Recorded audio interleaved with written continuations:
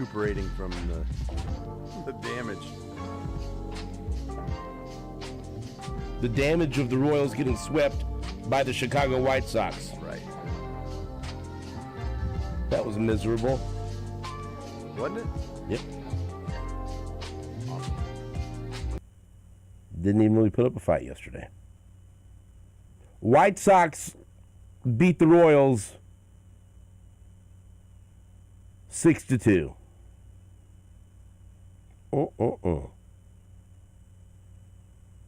Did not. Well, you know, I warned you the White Sox were better, but I thought the Royals would put up a better fight than this. The White Sox, they have a lot more talent than they've had the last couple of years. I mean, you can see it. You can see what they're doing. You can see what they're building. They sure as hell look better than the Royals these last 3 games. And you are what your record says you are. And right now the White Sox are above 500. That's a place the Royals would love to be. And they're not close right now. White Sox are 22-21. Royals 19-25. And still have a terrible record away from Kauffman Stadium at 6-15. Kris Bubic did not pitch well. One of our regular guests, former Major League pitcher Scott Carroll, also did not think that Kris Bubic pitched well. Yeah, I don't think he was a fan of his performance yesterday. I think he wanted him to attack more of the fastball and quit leaving his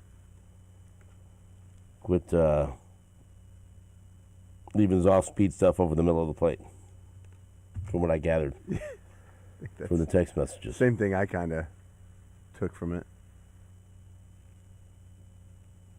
4 innings, 5 hits, 5 runs, 3 walks. I mean, that's a concern, buddy. As of late, outside of Michael Walker, the starting rotation has not been good enough. Nothing was good enough against the White Sox.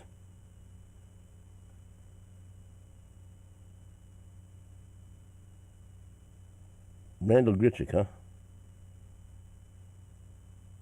Odd. But now the Royals need to quickly regroup before this 3-game series this weekend against St. Louis. Tonight's a night game, and then afternoon games on Saturday and Sunday. So I'm sure there'll be more than a few Royals fans that head over there. But the Cardinals are having a better season than anticipated, so that ain't going to be easy. It would be nice if the Royals pulled their collective heads out of their rears before they arrive in St. Louis. I mean, it's. But again, I'm not like. You gotta get over having this perception of the White Sox that they suck, because they don't. And again, I don't think they're a 500 team, but clearly they're better. But on paper, they should not be better than the Royals. But right now they are. Right now the Royals, I mean, look, it's the whole thing's upside down. The Royals and the Tigers are tied for last place at 19-25. Cleveland just does what they do, man. You look at them, you think, oh, they lost players, they did this, they did that, and all they do is continue to generate starting pitching talent, generate, good position players, generate studs out of the bullpen. I mean, that's what Cleveland does. They're a very good organization. And like last year, you think, okay, they're they shouldn't contend. And, what do they end up doing? And this year on paper, you give them the benefit of the doubt because they always seem to produce talent and replenish their major league team. But it's still disappointing. So, my point is it's no surprise that they're on top right now, 24-21. It's not like that's great, but still it's for the Central. That's the best record. White Sox in second. The Twins, in no way the Twins should be ahead of the Royals. That's terrible. They're a game ahead of the Royals. And the Royals tied with the Tigers. Last place, 4.5 out.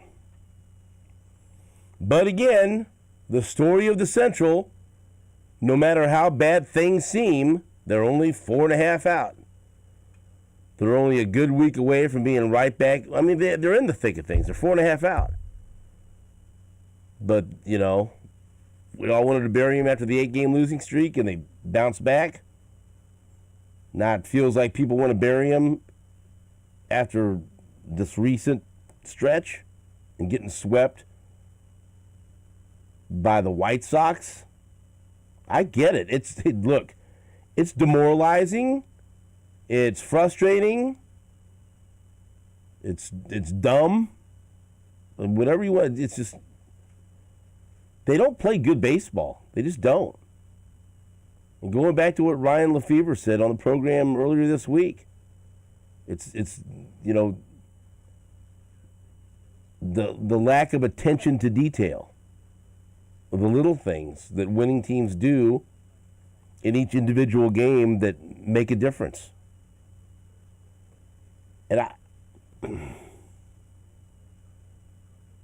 don't want to go down this road, but I will. Because I don't think it's any one person's fault. And I think people criticize Gutierrez too much when they're losing because these guys need to go out there and they need to produce. They need to deliver. And they don't. How many times have you seen a good Royals hitter in a situation where there's runners in scoring position or a guy at third base with less than 2 outs and they don't get it done? It's not Gutierrez's fault. That lineup is filled with guys who have not produced at the level that they're supposed to. But, and again, this is just one thing. This is just one gripe. It absolutely wasn't why they lost yesterday. It's not the biggest reason. It's just an irritant. Like you get something in your eye and it bothers you and you can't get it out and it's bothering you. It's like, I don't like this. Or you get a little pebble, a little rock in your shoe.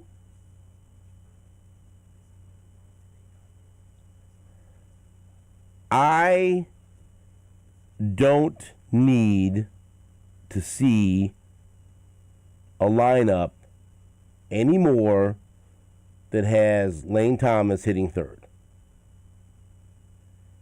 If you have a lineup where Lane Thomas is your number 3 hitter, you have failed. Someone has failed. Whether it's the general manager, the manager, whoever, Slugger, Pasquatch, anybody.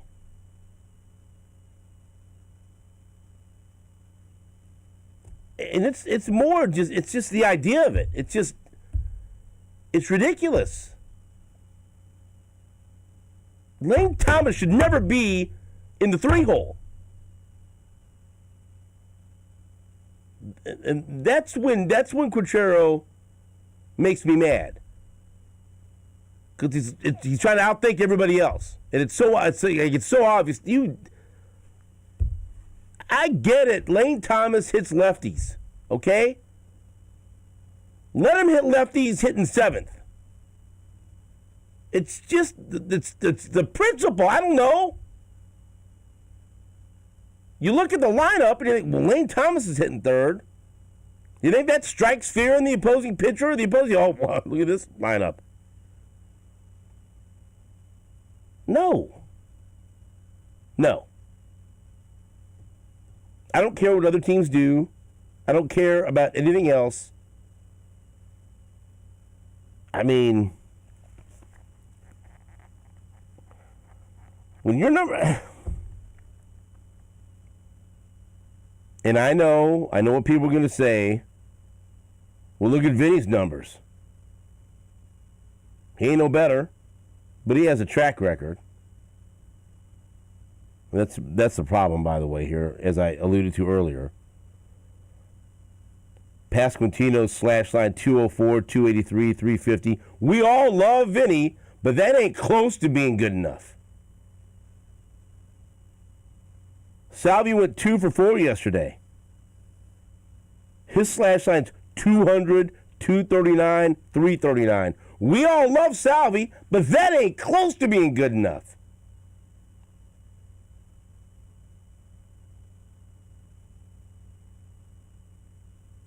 And your three-hitter, I mean, it would be like Lane Thomas was like not going to cover off the ball. Yes, he hits lefties, but it's just the idea of it. I'm sorry. And see, I'm spending too much time on it because it's not even close to being the biggest reason why they lost or they lose. But it's just like it's the process that leads him to believe that Lane Thomas should ever be in the three. Ever. Never.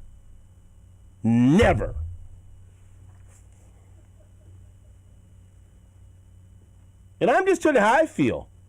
Okay, Royals are getting ready to play. Let's take a look at the line. Lane Thomas. Oh, jeez. Okay, whatever. If it was once in a blue moon, I get it. It just happens way too often. It just happens way too often. Yeah, okay, so am I wrong? If I'm wrong, that's fine. And again, it's just one thing I've picked out, but it bothers me. And every time I see it, it bothers me. Because also, and yeah, well, later on, if you pinch hit Cags for your number 3, you should never have to pinch hit for your 3-hitter. Well, whatever.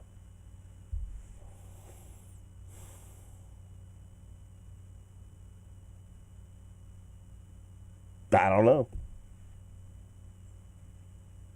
Jake, Deebs, say something.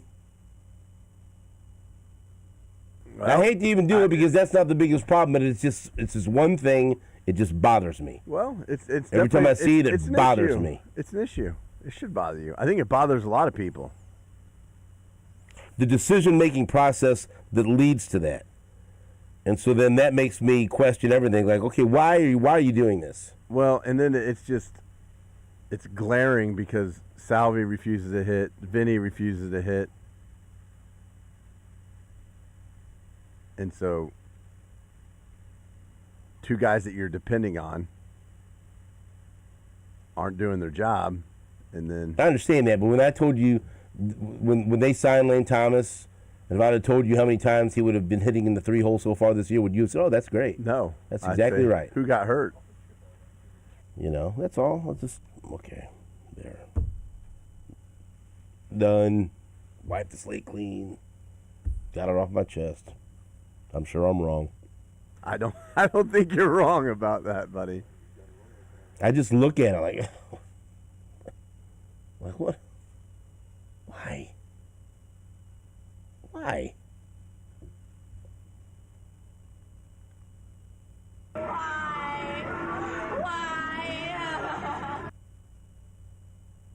You know what clip I want you to play as soon as I see that lineup. When the Deeves delivered for us.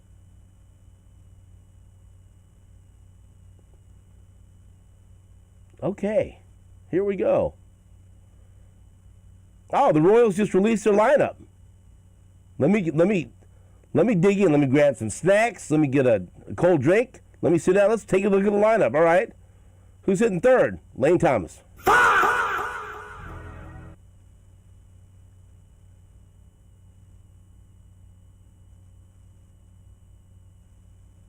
And that's my reaction. That's exactly it.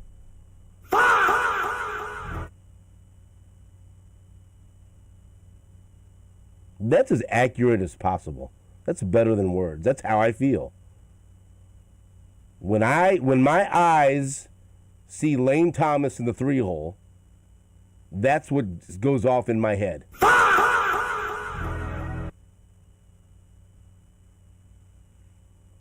All right.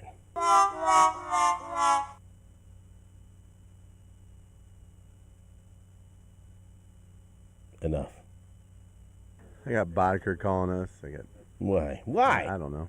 What does he want, Lane Thomas in 3-hole? Yeah, he wants Lane Thomas in the 3-hole. He doesn't like it. Yeah, he's not a fan. No, he's not a fan? No. He's holding court with Deebs. Okay, yeah. We're at that point now where Bodker calls Deebs to comment. Put him on the air. That's fine. Put him on when Bluma comes. I don't put everybody on. Tell me I'm wrong. Morning, Mike Bodker. Hi, Mike. Hey, what's going on, guys? What do you think about Thomas hitting in the 3-hole? I don't like it. I don't love it. I don't. It's just one thing, but it just takes the wind out of my sails before the game even starts. Yeah. Well, the problem is those lineups are made from the Ivy League boys, the pocket protectors that are upstairs. They punch stuff in the computer, and though this looks good on paper, the computer punched it out. It should work, and it doesn't. You know what, Mike? It really doesn't look good on paper. That's the problem. It looks bad on paper. Well, it looks good on computer. The computers say that works. How about that Chiefs schedule, huh? Yeah. Looking good. How about that Chiefs schedule? Did you like the way Bubich pitched yesterday? No. Okay. No. Didn't use his fastball. Was very tentative, very nitpicking. Did not throw the ball like he should throw the ball. You got to be aggressive. Scott Carroll was mad. He texted said he didn't attack with his fastball enough. He did not. No. He did not attack with his fastball. And way too many breaking balls, off-speed pitches. And his command was not there with him, so why not use your fastball? Boy, do I have a Friday treat for you. Stan Weber's out of town, so Bluma's getting ready to come in studio. I told him when I talked in there that he better not screw up Weber's spot. All right, this ain't gonna be like Lane Thomas in the 3-hole. All right. Yeah. He's gonna nail it. And see, people are gonna think that I think that Lane Thomas is the reason why they lose. It's not. It's just something that irritates me, and I had to get it off my chest. And I'm done. I'm done. It's over. Well, you said it best. If I'm an opposing pitcher and you see Lane Thomas in the 3-hole, it does not put the fear of God in you.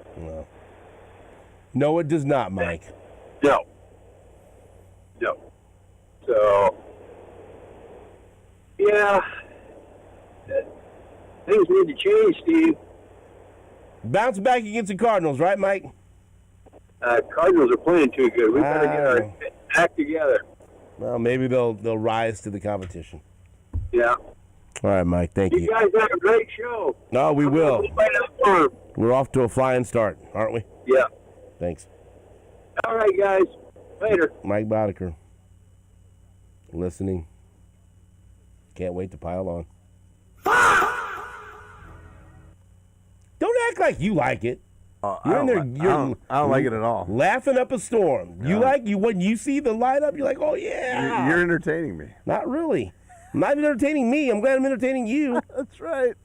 I haven't said driving to work. I'm not going to do this. Yeah. I'm not going to do this. And I get on the air and I do this. Here you go.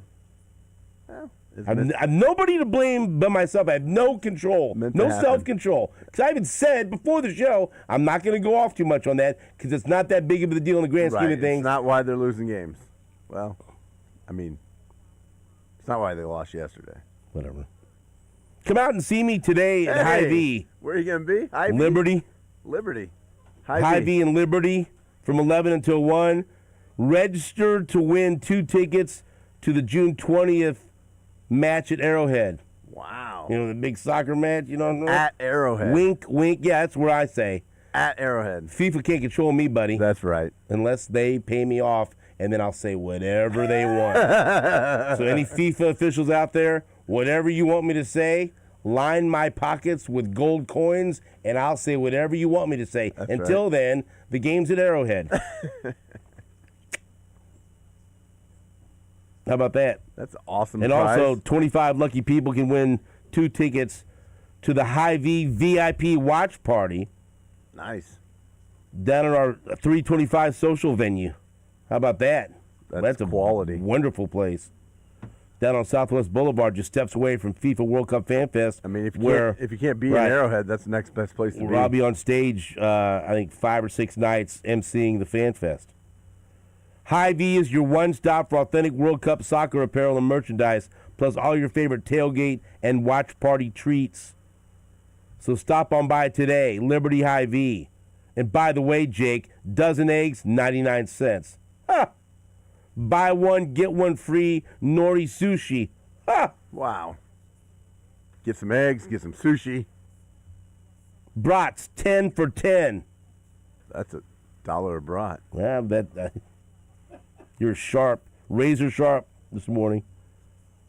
Come out and see me. Liberty, someone just said the other day on a Facebook post, you're not in the Northland enough. Oh, I live there, so plenty. My wife says I'm in the Northland plenty. Too much? But I'm there in a work capacity today. Hey. Liberty Hy-Vee, 11 to 1, right here on Sports Radio 810 WHP.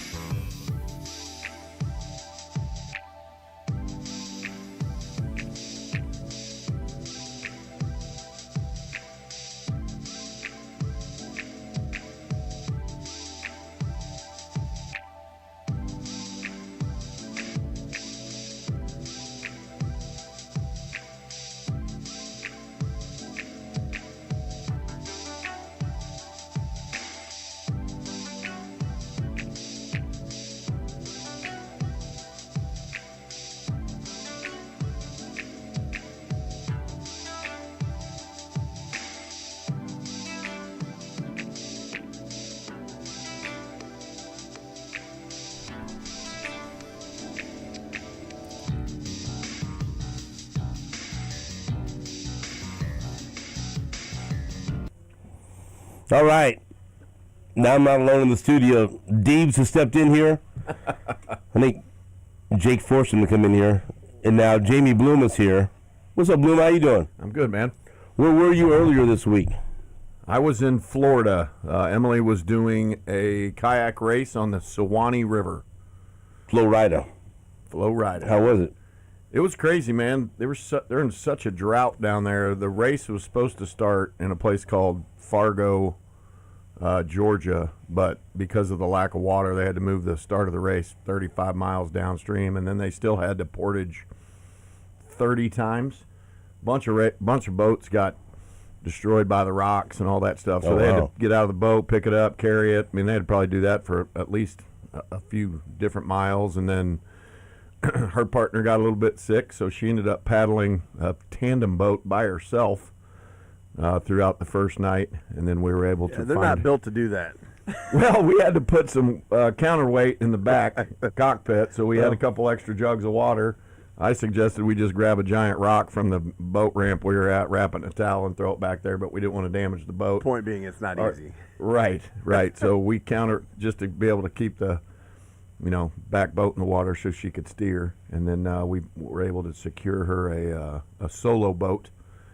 She ended up finishing the race in 49 and a half hours, 194 miles. Got sixth overall. How many miles? 194.1. So what was the Suwannee 230 ended up being the Suwannee 194.1. Sixth overall. She's a stud. I don't know how she does that. But I was grounds crew this time, so I was at just about every ramp. I've seen more of Florida this year than I ever want to see, with her doing the Everglades Challenge in March, and then she just did the Suwannee. You had enough of it? I've seen parts of Florida I didn't even know existed. Right. And they really may not exist. There's some odd things going on. The crazy thing about this race amongst them. Oh, let me tell you something. When we drove to Florida last year and driving through. It's like the biggest understatement in the world. Driving through SEC country and just all the, and driving through Alabama and everything. I'm like, yeah. There's some stuff going on down here. Yeah, I'll tell you a couple stories. Odd things going on. Yeah. Yeah. Odd is putting it mildly. One of the things you don't realize that I didn't realize, there's a ton of sturgeon in the Suwannee River, and if you've never seen a sturgeon, sturgeon can get to 200, 300 pounds. They look like monsters. And they jump out of the water, like 6 to 8 feet out of the water, just for whatever reason. And so as we're waiting at boat ramps in the middle of the night, we can hear them. We can hear them jumping out of the water and then splashing down. And I guess last year during the race, a sturgeon jumped and landed on somebody's boat, knocked them out of their boat. And I'm just praying that didn't happen tonight. But, just going through the night with a little fog, and then you have a giant 200-pound sturgeon jump next to your boat, amongst all the other things that you've paddled for 40 hours and you've slept an hour and all that. So she ended up doing, obviously, 49 and a half hours. She slept 2 hours.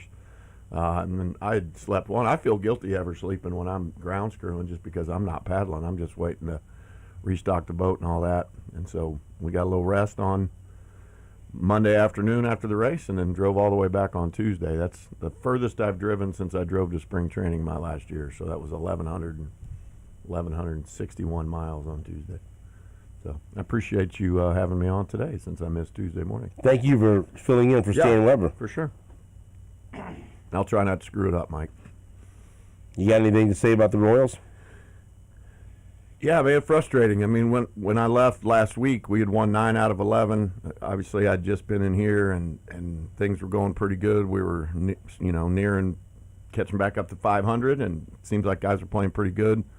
And then starting pitching's kind of been a little bit lax. That's what's carried us. Now we've lost a couple games where we do put up 5 runs, although, one of it was late with a Bobby Witt home run. But as you alluded to earlier, and as Ryan Lefevre, there just seems like something's missing with this team. Now, I know Lane Thomas being in the 3-hole drives you crazy. My thing is we've got to have Kaggs and Jensen in this lineup. If they're going to ever figure out how to be big league guys, and they're going to have to face tough lefties, we at least got to give them a chance to do that. I know, especially when what you're doing is not working. Correct. So I don't know if it's the Ivy League guys or I don't know lineup construction. all those kind of things. But I would like to see those guys that, when they do get a mistake, can absolutely do some damage against some guys, because what's his name 2 nights ago was all over the place. I can see where he's going to be a decent pitcher if he can command his fastball, 6'10" lefty, but there's a couple at-bats in that game I was frustrated with. He was walking the world and all over the place, and we got him off the hook. We should have hung a ton on that guy. And I want to see those guys. I mean, if they're going to be big leaguers and they're going to be, they don't even need to be superstars. They need to be, contributing guys, and they have to be able to have some success against other left-handers if they're going to play, 140 games a year, and we're going to run them out there. I don't think we're giving them much of an opportunity to do that. So. Yeah, it's not doing them any favors to not have them in there to play against left-handed. Well, and you said it. You don't want to have to pinch hit for your 3-hole guy late in the game. You want that guy. I mean, pinch hit for your 7, 8, 9 or whoever's down there in the situation that you need a big hit or a and that's a where he run, should driving be. run. If you're pitch hitting for him, that's where he should be. Right. You should be pinch hitting for him, but he should also be in the 7-hole.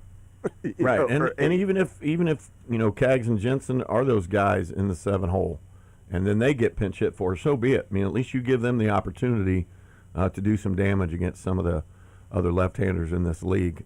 Because if they're going to be what we want them to be, they are going to have some success against those guys.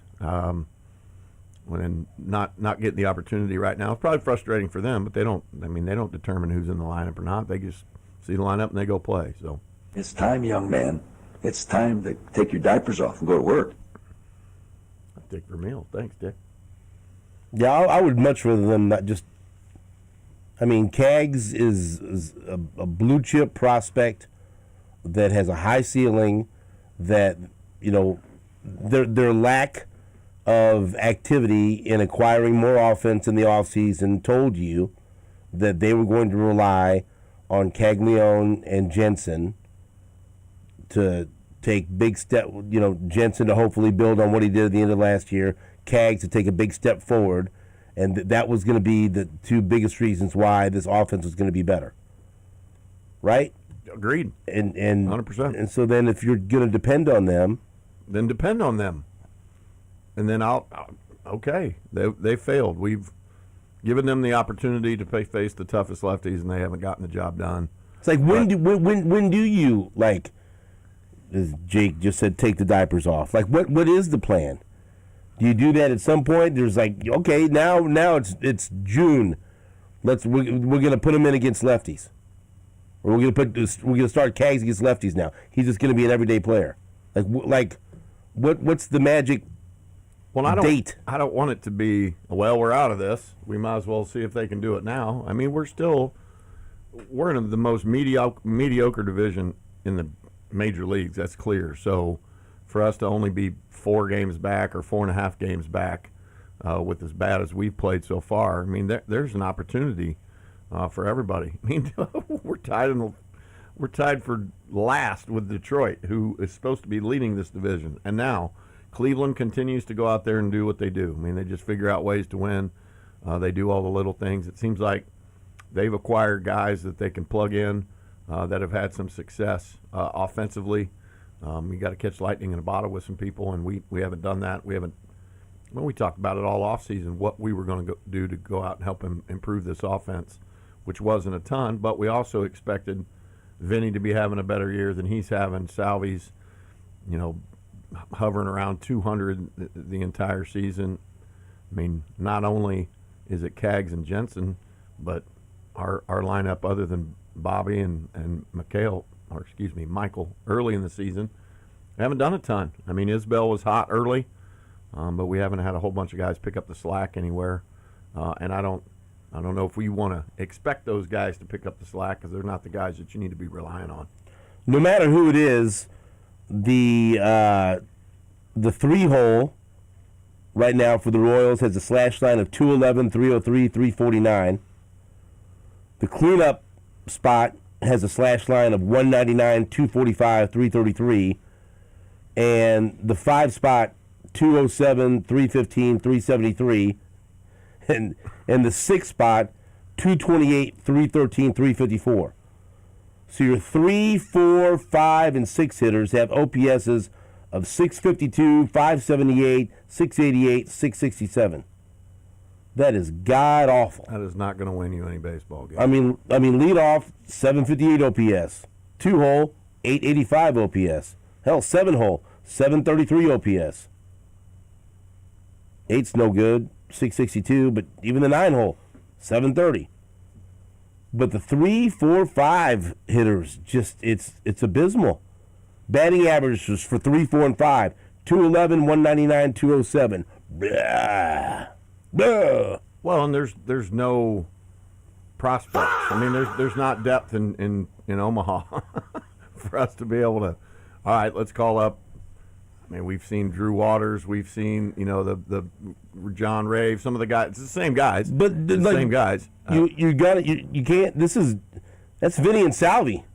Right. You're not sending them anywhere. Right. And again, for some reason, it's Lane Thomas in there a lot, and he just shouldn't be. He shouldn't be. Right. That's all. I've yet to see anyone make the argument for it. Oh, I can't wait if we get it.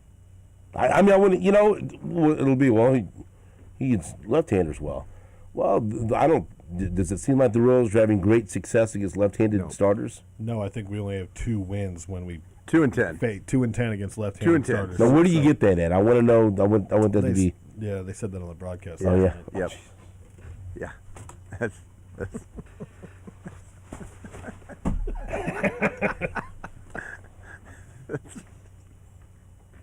what do you want? So what are they doing this? Like, what are they? What? It's the worst in the major leagues against lefties. Okay. Yeah, right? I mean, isn't this just like banging your head against the wall and like, why does this hurt? Well, and I hate it because why am I bleeding? This is a roller coaster already because we've gone through the 8-game losing streak and then we win 9 out of 11. This a week ago, right? Well, last Tuesday when I was here, man, we're excited. We've won 9 out of 11. We're within 2 games of 500. Some guys are stepping up, and then, and here we are Revert back to what we were during the 8-game losing streak. Yep. It just doesn't seem to be that. I mean, 2 years ago when we, played well enough to get into the wild card and then win a series, you felt like that there was some sort of a spark every single game. And Bobby's going to go out and be Bobby. We'll take him out of the equation because he goes out there and leads by example and does what he does, and that's going to be fine. And I know the one year that was when Vinny got hurt, you could see what a big impact he was on this team at the end of that season when he got hurt. There just doesn't just seem to be that spark. I don't know if it's I don't know. That's one of those things about when you put a group of guys together, you just kind of never know what you're going to get. I mean, it's kind of the same suspects we had last year. It's just trying to figure out from somewhere where some some winning mojo is going to come from, and we had it sparingly there for a 10-game stretch, and hopefully we can get back there because this division's ripe for the picking. If you can throw a pretty good streak together. We can't go get swept by the White Sox. Yes, the White Sox are better. They got some talent on that team. But I don't think as a whole you look at their team and you look at our team and they're better than we are, especially from a starting pitching standpoint. So, and that's the things we got to take. And Bob just said it well, too, man. Cardinals are playing good. They don't have the greatest, roster ever, and I think this has surprised a lot of people, but they've pitched and they're playing pretty well in a tough division, the toughest division in baseball, where the National League Central's been. So, got our work cut out for us. I'll leave this segment with this fun fact. After Salvi grounded into a double play with Bobby Witt Jr. on second base in the 5th inning, Salvi is just 8 for 48 with runners in scoring position this year with a 500 OPS. That's rough. And Vinny's in the same neighborhood. Well, not the right neighborhood to be in. And it's the amazing thing to me to see that Kaggs has 8 RBIs. I mean, that's wow. I mean, with as many guys have been on base, he's done okay. But then you look up and he's got 4 home runs and 8 RBIs. And you're right. The only way he's going to get better against lefties is facing lefties. Correct. Isn't that's right? Yes. I mean, so like when do you take the training wheels off? What do you? I mean, I would have thought going into this inning, training wheels were off. You The know, season, here we go. yeah. It's time. But like if like and okay, so you said they're oh Jesus, 2-10 against lefties, Lefty starters. So like if they were, 7-5 or 8-4, hey, we're Keep doing what you're doing. this is working. Back off. It ain't working. So then what's the argument? We'll take a break. Back into this on WHB.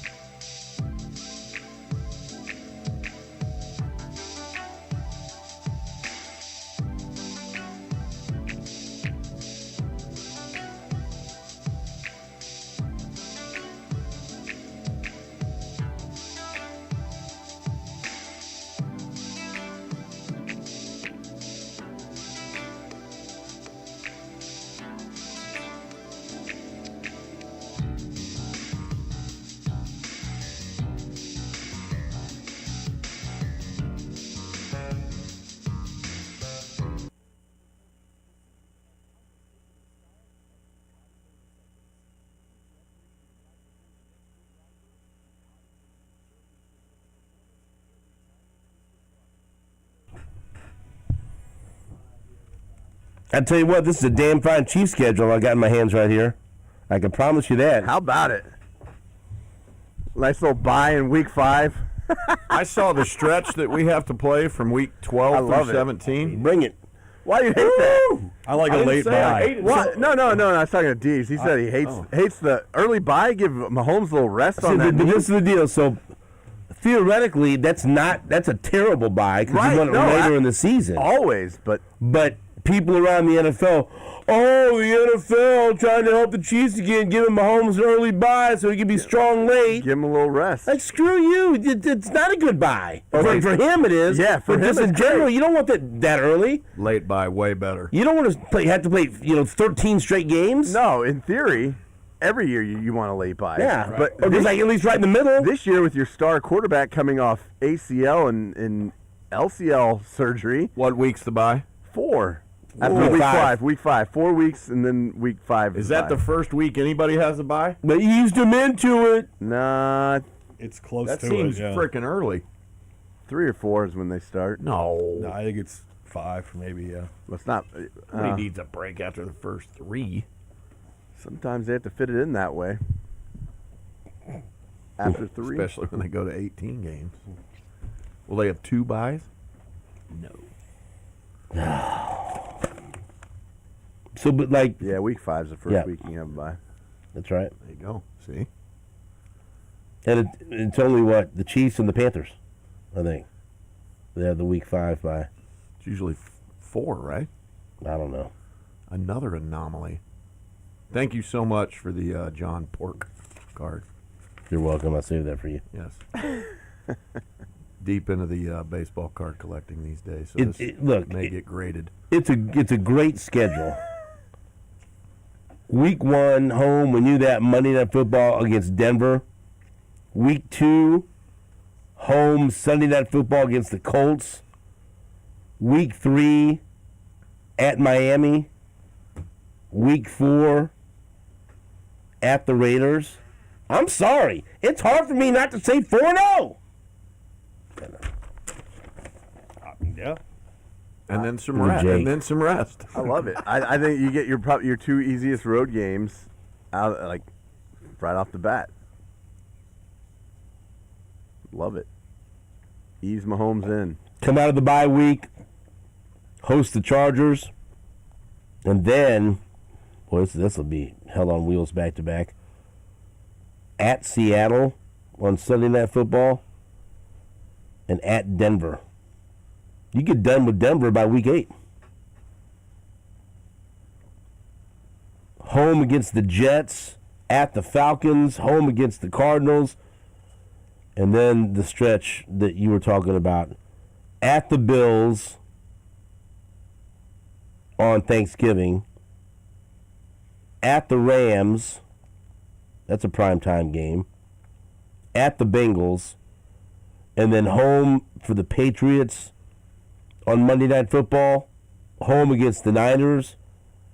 And then at the Chargers and home against the Raiders. Time and network to be determined. It's a fun stretch right there. Good football. Oh, they backloaded the schedule, gave them an early bye because they're catering them homes. Yeah, whatever. Great. Sure. Yeah. Awesome. Yeah. Okay. Okay. The NFL knows what's good for them. That's right, they do.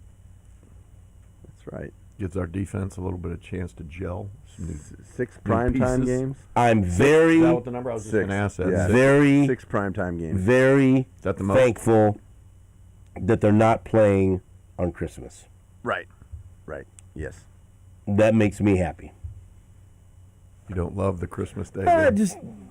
I don't love it for all the people out of Arrowhead that have to work on Christmas then and leave their families and disrupt the holiday.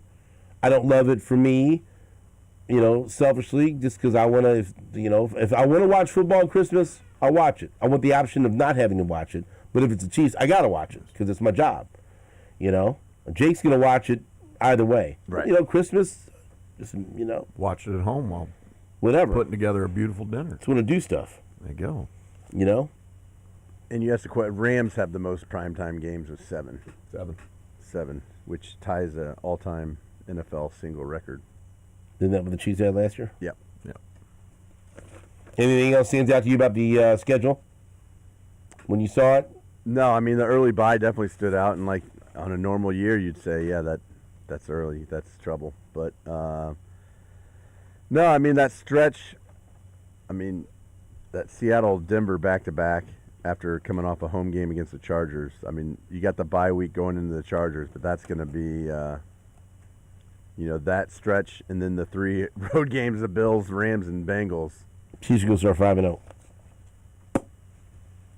They should. They should. Oh, they should. 4-1 at the least. It's not bold enough. I said they're going to start 5-0. Right. Well, I like it. Deeves, you like it? Mahomes, like it, yeah. Mahomes ready to go. Game Bro, 1. let's go. Yes, sir. Let's go. People keep doubting he's going to be ready for week 1. Go ahead. Keep doubting that. Doubting him. yeah, he's not going to be ready. Okay. All right. Mark him I'm down. just kidding. Jake throwing boiling The 2 water. best games are the 2 games that were leaked. My 2 favorite games: home against Denver on Monday Night Football, the return of Mahomes, and at Buffalo on Thanksgiving. I love at Seattle. With Yeah. That'd be a fun road Oh, trip. that would be good. That'd be a good road Walker trip going right there. back home to Seattle. That's right up there. Have It you just been, doesn't have you have been to enough, that stadium? Yeah, I have several times. Yeah, it was. Does it have this, enough juice for? I know it's defending champs and everything. You're absolutely right. That's a top 5 game on the schedule, but it's just Sunday night football. Bills and Broncos separated. Broncos got to be number 1. Yeah. Broncos on Thanksgiving night. I do love Bills. Yeah, Bills. I do love watching the Chiefs at Denver, and I would love to. Boy, it's back to that. We took it for granted for a while that they just would beat Denver every time they played them. Now, how much would you love to beat Denver in Denver? Week 8, yeah. Yes, please. Good schedule. Let me see here. Wait a minute. I'm going to play this out right now. No, I'm not breaking. I broke on time yesterday. That was it. That was my No allotment. more. Well, you're listening to Sports Radio 810 Get this in WHB. time. Kansas Come on. City. Come on, Wi-Fi! Maybe I'm wrong, but I don't think I am. This could be... I did make a playlist of. Oh! Uh-oh. Found something. Found a little Yeah, I nugget. found something. Uh-oh. Okay, road trip. That's what I was going to ask, if you're going to road trip anywhere. Because I know how much you love to fly. I could drive to this one. Mizzou. Should I do it, Jake? Yes or no? Yes. Should I do it? Seriously. You know what I'm going to say? I'm trying to look at it. Do you know what I'm going to say? Tell me if this should be a bucket list for me. November 14th, Mizzou at Georgia. November 15th, Chiefs at Falcons. Do it. I had a feeling this was a Mizzou Chiefs. You knew it was. Yeah. Do it. Oh! Athens, Georgia. You should do it. No? Yeah. Why wouldn't you? Hedges. Well, there's a lot of reasons. No. One reason would be named Susan. Do fun things. You should fly, though. You should go with. There's a lot of things I should do, but that I don't. Don't drive to Atlanta. Just fly there. You direct Oh, flight. you don't want any part of driving in Atlanta. Direct flight I just to drove Atlanta. through it. Yeah. Easy. Easy in, easy out. Yeah. You don't want to drive. How far is anywhere. Athens from Atlanta? Like an It's hour. an hour, yeah. Oh. Uber. You That's wouldn't- it. I like yeah, it. there'll be I enough. think There'll be road enough trip. Missouri fans You down guys just there. throwing my money around like this. I could drive. I don't care about driving. Well, you know, I'm a driving son of a gun. yeah. I feel you. You can get back Sunday night, What do I need to get back for? Monday morning. I do the show there. I do the show in Atlanta. I have a place I can stay with. Live from Magic City. Jeez. We got it. Hey, Dr. Patel, I think you Go should say do it. hello. do the show live in Atlanta. The opportunities to do bucket list type things. If Woo! they're live, you need to do them. That just tickled my tonsils live on Sports Radio 810 WHB.